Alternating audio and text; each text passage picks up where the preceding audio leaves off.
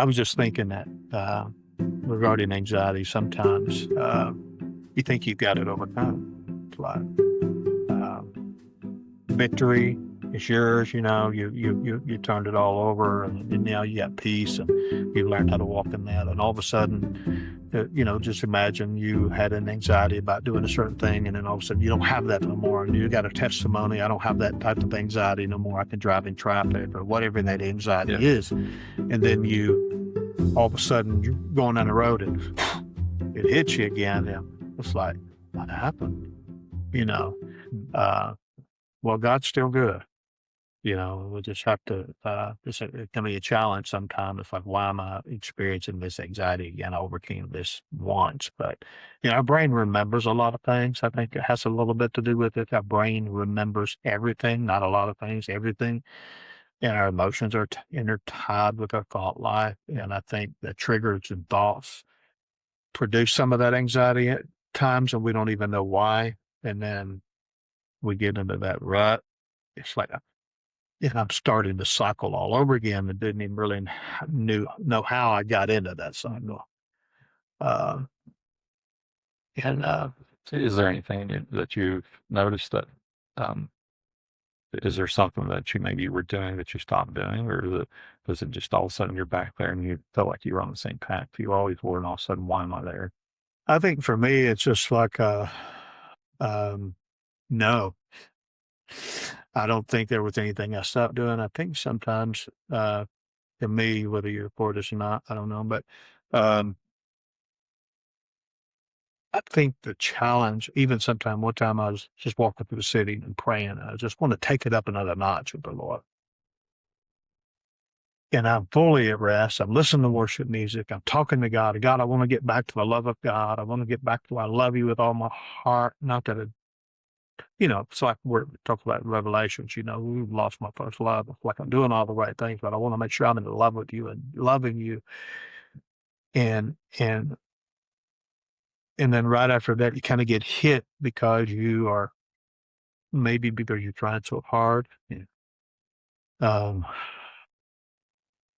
I don't really know where to go with it So, because so I'm what? still trying to sort it out, Chad. Do you feel like that? Do you feel like you're trying to earn something? Can you get that? Or I think I think what's maybe the it did reason you play put a yourself under part. pressure? I think maybe I did that does play a part sometimes, and I don't even know it. You don't even always know that uh, I'm not good enough, or so I got to step it up another notch in order to be good enough, or something. Um, So in that though, it's like, what makes you think that you're not good enough? What is it? Is it the devil coming to you saying, I'm just not good enough to do this. I need I I think need to exert more effort because I'm not good enough, or what causes that to happen? um, that's a good question. That's a good question. Because he is the accuser of the brother, He is. He is. So He he's is. going And to those, constantly call it brain young, and he's like, man, this is working with Skip. yeah, So I'm going to keep throwing a thought in his head because I know it's right. working. He's just chewing on you all the time. And you might go through a couple of weeks rest, and it's like some nagging thought.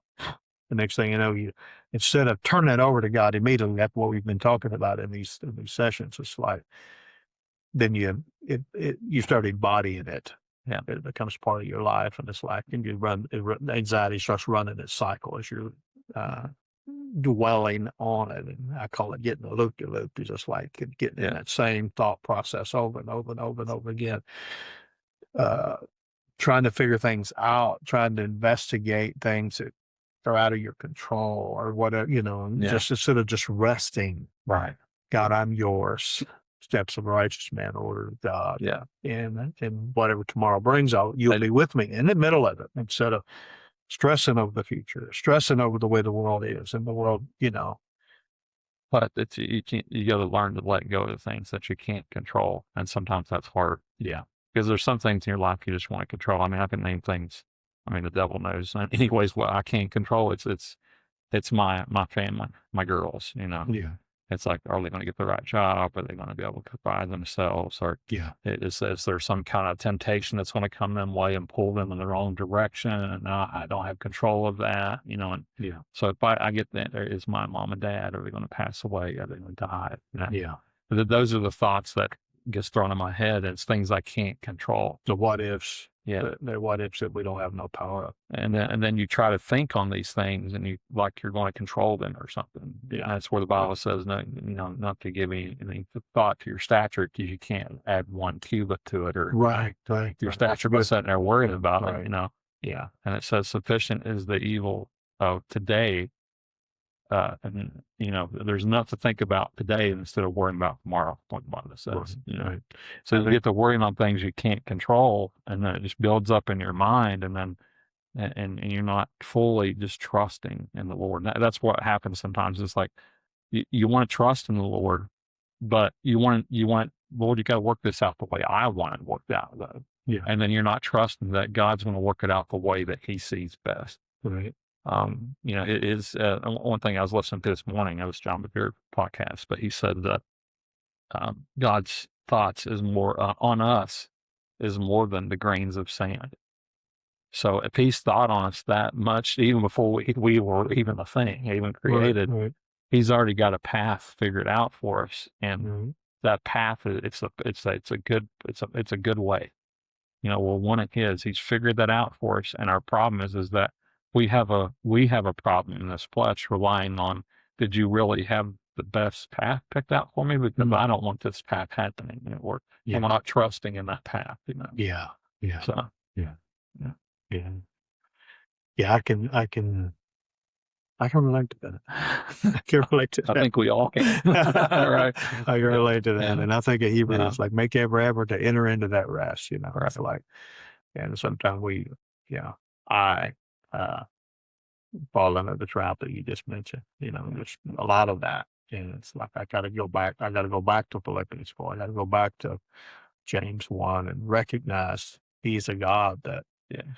I can go to and turn Right. things over to and let Him, take His yoke, and which is light and easy compared to mine. Right. He's trying to be God, and really, that's really what you're doing. Right.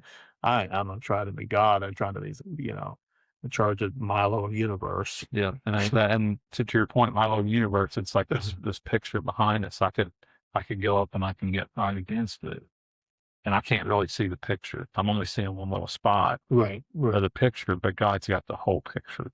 He's got that's some a whole great. picture, That's a great illustration. And I'm so worried about this one little spot on the picture, and it just really doesn't mean a lot to the big Right. the big things. Over the The whole thing. not only, even it just as it pertains to us itself, it's like, we worry about one little thing. He's got a whole life with us, let alone the universe, but just us itself. He's got, I'm 58, almost 58 years old. It's like, I'm thinking about today, and he's like, I already got it covered. Right. Yeah. No, just got to turn it over to him. Yeah. But I know so many people, they struggle with anxiety. That's a counselor, I do drug and alcohol counseling. That's a career. And major part of it, let go of that God, even in a secular context, really, not even a religious context. They, the big book or the AA book, talks about learning how to let go and let God release, recognize your life's unmanageable in itself, and that you got to turn that over to Him. The whole world seems to be struggling with that. I don't know the religious world carries a lot of burdens as well, but they just carry their say. Yeah. But we have hope.